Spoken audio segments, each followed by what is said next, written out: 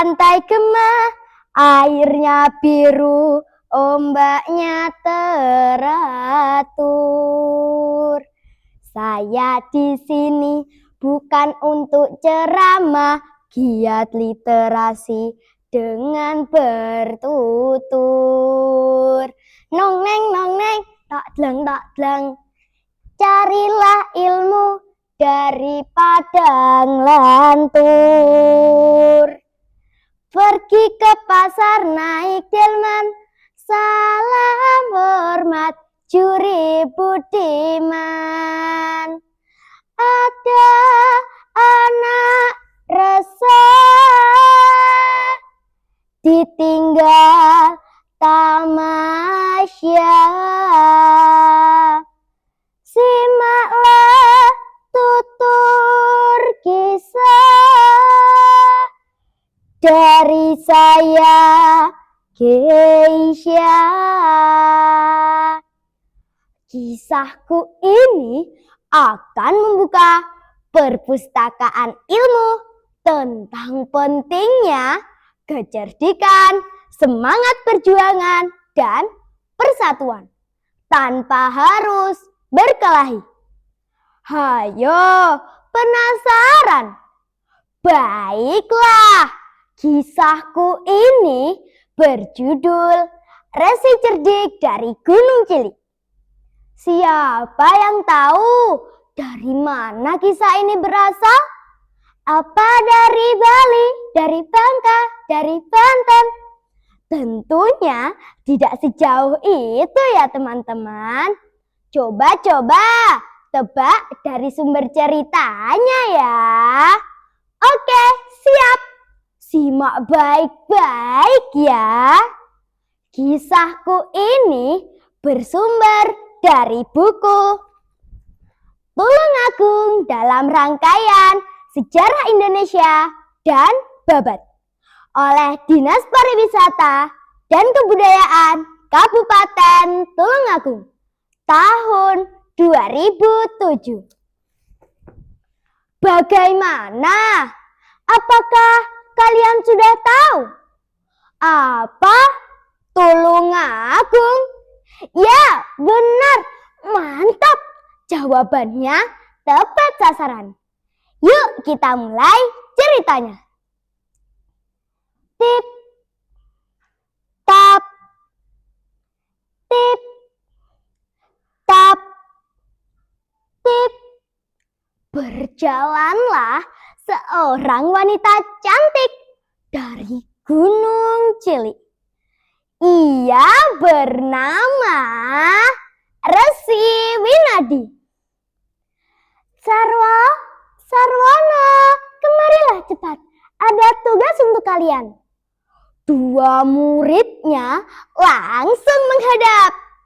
Ternyata Resi Winadi menugaskan Sarwo untuk mengadu pusaka dengan Pangeran Kalang dari Kadipaten Betak.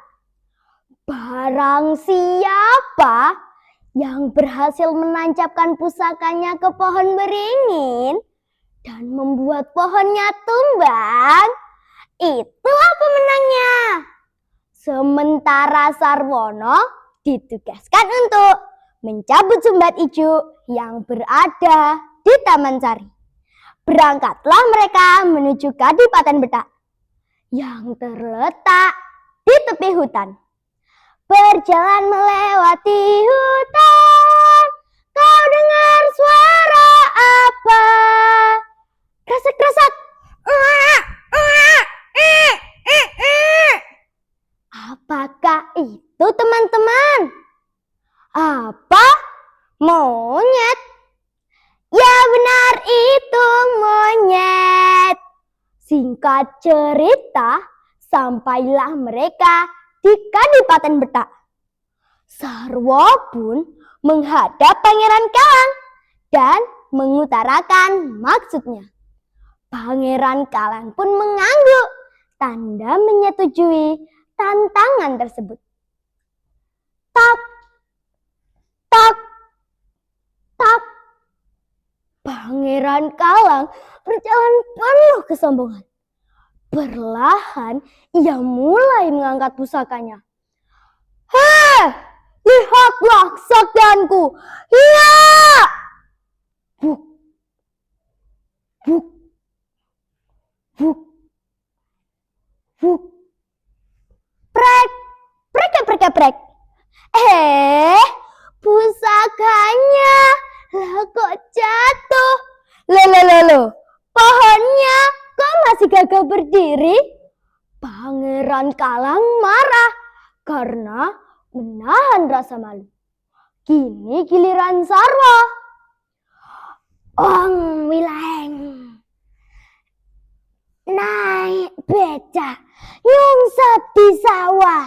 Hai pohon, robohlah. Slep. Lalu krak, serak, krak, brak. Pohon beringin itu tumbang. Semua orang terkejut, termasuk Pangeran Kalang. Aku kalah. Pusaka itu luar biasa. Aku ingin memilikinya. Dengan tegas Sarwa menjelaskan. Ada syaratnya. Pangeran harus menemui Resi Winadi. Jika jalannya sudah menanjak, maka pangeran harus berjalan dengan cara berjongkok dan memandang ke bawah. Pangeran Kalang bersedia memenuhi syarat tersebut. Sampailah Pangeran Kalang di Gunung Cilik.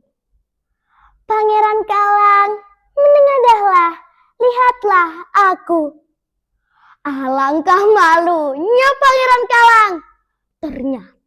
Ternyata Resi Winadi adalah keponakannya sendiri, yaitu Rara Kembang Sore yang dulu disakitinya. Dan sekarang perbuatannya dapat dikalahkan oleh kecerdikan Resi Winadi. Sementara itu, Sarwono berhasil mencabut sumbat ijuk yang berada di Taman Sari. Dan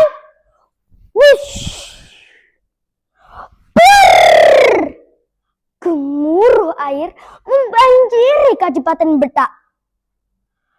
Sarwono pun berhasil menyelamatkan diri. Sudah jatuh tertimpa tangga. Selain malu, Kadipaten Betak hancur karena banjir. Dan tamatlah sudah kisah kami. Bagaimana? Ada yang ingin seperti Pangeran Kalang? Siapa hayo yang suka menyakiti teman seperti Pangeran Kalang? Jangan sampai perkataanmu menimbulkan pertengkaran. Pergi tamasya membeli ketan, ketannya jatuh hancurlah hati. Mari bersama cinta perdamaian, jagalah mulut jangan menyakiti. Itulah kisah dari Tulungagung, kota marmer bumi Ingandaya. Sayangi teman jangan menyinggung, jaga persatuan jadikan budaya. Saya pamit undur diri ya teman-teman. Kalau kangen, temui aku di Tulungagung ya. Karena aku masih memiliki segudang kisah dari Tulungagung yang tidak hanya seru, tetapi mengandung makna dan juga ilmu pengetahuan. Selamat tinggal teman-teman